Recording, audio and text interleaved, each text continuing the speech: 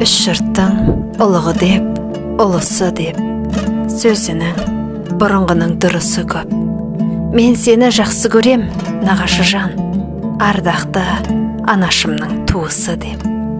Аяулы інісі деп, ақ мамамның, сырымды саған ғана ақтарамын.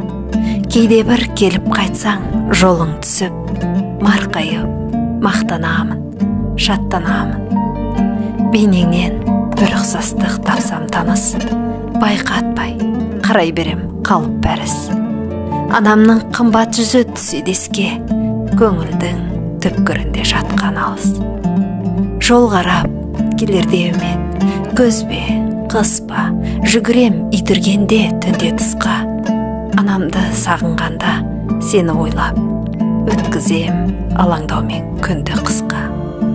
Жарқ етіп жақсы аға, ақ маңдайың, тірей бер біздің үйге ат маңдайын. Қараймын көкжиекке күнде тұрып, артыңда анам келе жатқандайын.